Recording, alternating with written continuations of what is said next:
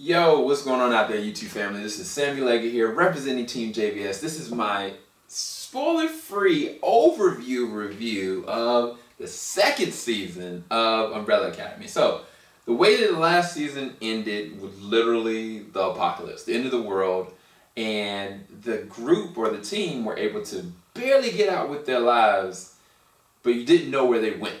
And you did know that Vanya caused the end of the world with her repressed rage and anger and everything that was just bottled up because of fear and a lot of, I want to say, like, lack of consideration for her as an individual and as a family member.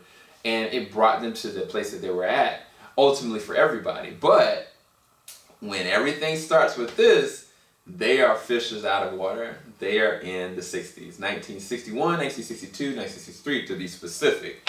But that's all I'm going to tell you guys. But let's just say off the bat, they go and they take us back to the 60s, yes, but they allow the characters and the actors to really go and sink their teeth into these characters more than they ever have. Specifically like a character like Diego. Diego, the first season, I was like, I'm curious about him. I'm like, he got a cool kind of Batman-esque about him.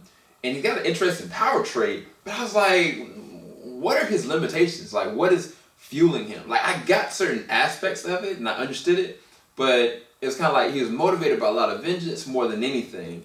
But I didn't know what was at his core. And the very opening of this, you see him in a really bad situation. In a, basically, I don't want to say, but let's just say that he is emotionally compromised, he is physically compromised, and a lot of times he is out of his depth. But a lot of the times they allow him to really progress as a character. They really get to show him what he can actually truly be as not just a leader, but as a family member. And I think that that's one of the things that this, even though they're all start off very separated, because of their separations, they're able to really formulate who they really are, who they really want to be. Like, take a character like Allison. Allison, the last season, her throat was slashed. She barely made it out loud. She couldn't really talk. And so she dropped into this era without being able to even speak.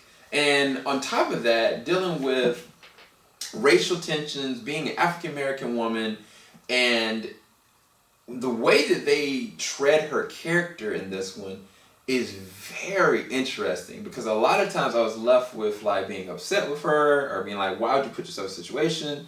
Or, you know, why'd you lie about this? But ultimately, it's kind of like there's not much she could have really done with some of the actions that were happening to her and where she kind of comes from.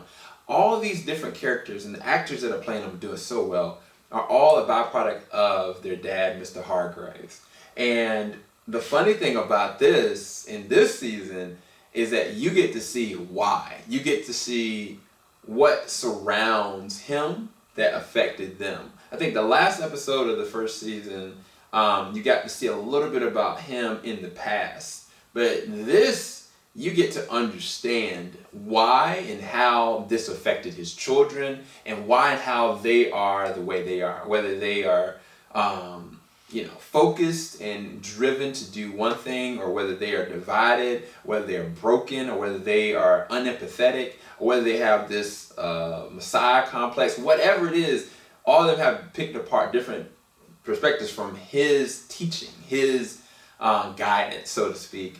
And I think that they do a really good job with the flashbacks and the different things to show how these characters got to be who they are. But just even going back, like I said, harping on to Allison, there's a lot of new characters. And that's one of the things I loved about this season, is that you had characters like Ray, you had characters like Sissy, Harlan, Elliot. Elliot is this conspiracy theorist dude that's all over the place. Sissy and her son Harlan are on the farm that Vanya is connected to in some way, shape, or form. And then Ray is very much so connected to Allison. But all these characters really do function very well, in the sense that you care about them, they elevate the characters. And then there's a specific character that I thought was very interesting and weird in Lila. Lila, and I mean, she starts off in the very beginning in a certain place where Diego is, but the way that they progress all those new characters also adds different dimensions and layers to making the show better. And I will say, ultimately, the first season was pretty good from the 4th episode all the way to the 10th episode. But the second season, from the 1st episode to the 10th episode, it does not lose stride. It is far more superior, far more action-packed, more engaging, more funny. My man, Robert Shashane as Klaus is hilarious. He is acting his butt off. He is doing an amazing job. But everybody, Ellen Page is never been better. Like, they've given her a lot more to really do emotionally and as well as progressively as a character. But all of them, they all as actors get such a really great opportunity to paint these characters in a different light, but also putting them in a different atmosphere. The visual effects and the choreography and the gunplay and the action scenes, the sets, it's all revamped. It's really upgraded, even though it's taking place in the past. And I, for one, really dug it. It is very much so not for kids. It is rated R. As even more so, some of the violent aspects of it in this season, more even than the first season. Oh my gosh! And I can't talk enough about Five.